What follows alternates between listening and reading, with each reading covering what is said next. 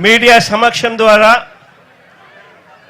రాష్ట్ర ప్రజలందరి దృష్టికి కూడా తీసుకొని పోయే ప్రయత్నం చేస్తూ ఉన్నాం. ఈరోజు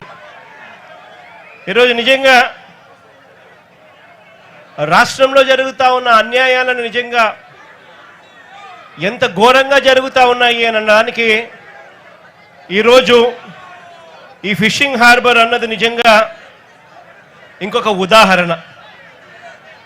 ఈ జువలదిన్న ఫిషింగ్ హార్బర్ ఈ హార్బరే కాదు, రాష్ట్రంలో ఏకంగా వైఎస్ఆర్సీపీ ప్రభుత్వం ఉండగా, మన ప్రభుత్వం ఉండగా ఏకంగా ఈ రాష్ట్రంలో ఇంతకు ముందు లేని విధంగా, ఇంతకు ముందు ఎప్పుడు జరగని విధంగా, చూడని విధంగా రావాలి.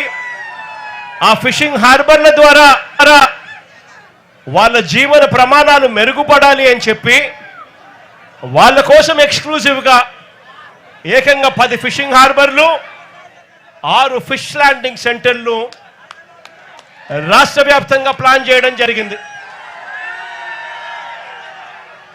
దాదాపుగా 16,000 కోట్ల రూపాయలతో 4 పోర్ట్లు, దాదాపుగా 3,800 కోట్ల రూపాయలతో 10 ఫిషింగ్ హార్బర్లు, దాదాపుగా 150 కోట్ల రూపాయలతో 6 ఫిష్ ల్యాండింగ్ సెంటర్లు,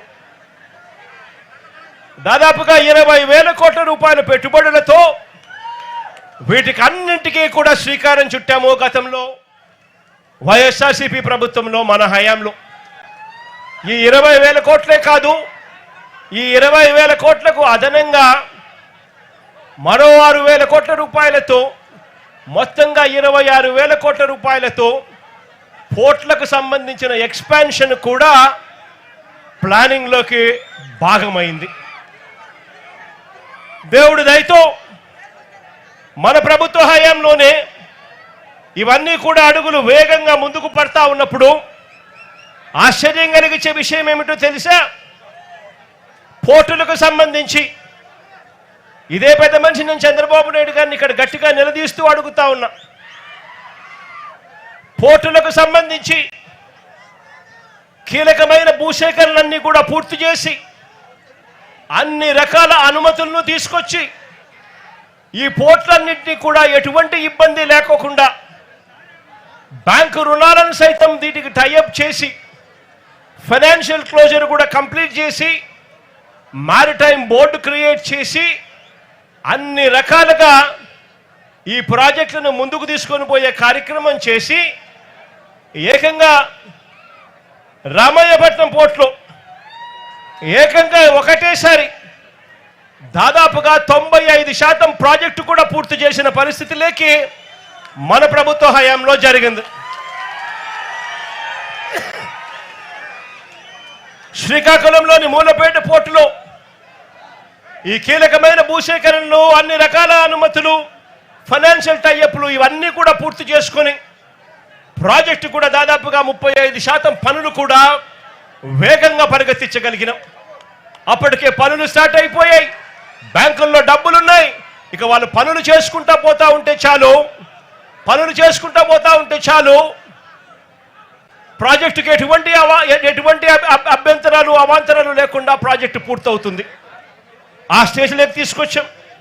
మచిలీపట్నంలో కూడా పూర్తిగా భూసేకరణలన్నీ పూర్తి చేసి అన్ని అనుమతులు తీసుకొని వచ్చి బ్యాంకులతో టైఅప్ చేసి లోన్లన్నీ శాంక్షన్ చేయించి మారిటైమ్ బోర్డు ద్వారా పూర్తిగా పనులు కూడా చేసి దాంట్లో కూడా దాదాపుగా 35% పనులు కూడా మన ప్రభుత్వ హయాంలోనే అప్పటికే మొదలయ్యాయి. కాకినాడ వద్ద ఇంకొక ప్రైవేట్ పోర్టు కూడా వేగంగా పనులు చేయడం కూడా మొదలెట్టింది.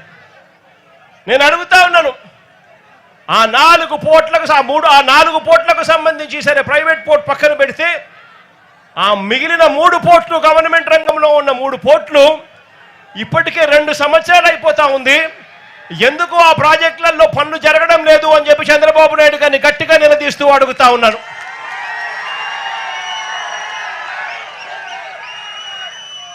ఇవి కాకుండా మరో దాదాపుగా 3,800 కోట్ల రూపాయలతో మొదలెట్టిన 10 కొత్త ఫిషింగ్ హార్బర్లు, ఇందులో జువలదిన్న ప్రాజెక్టు కాసేపటి కిందటనే ఈ జువలదిన్న ప్రాజెక్టును కూడా రాష్ట్రానికి మొత్తానికి కూడా చూపించాం.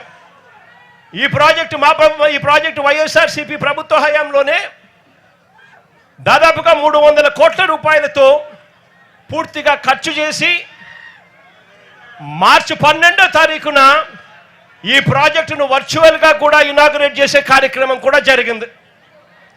ఎన్నికల కోడ్ రావడంతో మార్చి 16వ తారీఖున ఎన్నికల కోడ్ రావడంతో ఇక్కడికి వచ్చి ఫిజికల్గా చేసే కార్యక్రమం ఏదైతే ఉందో అది పోస్ట్పోన్మెంట్ అయ్యింది. ఇదే ప్రాజెక్టును మళ్ళీ ఎన్నికలు అయిపోయిన తర్వాత మోడీ గారు ఆగస్టులో మళ్ళీ ఆయన కూడా వర్చువల్గా దీన్ని స్టార్ట్ చేశారు. ఇదే జువలదిన్న ప్రాజెక్టు అన్ని రకాలుగా పూర్తయిపోయిన ఈ ప్రాజెక్టు ఇక్కడే ఈ ప్రాజెక్టులో మత్స్యకారులందరికీ కూడా ఎక్స్క్లూజివ్లీ ఫిషింగ్ హార్బర్ ఏర్పాటు చేసిన ఈ ప్రాజెక్టు మన కళ్ళ ఎదుటే కనిపిస్తుంది.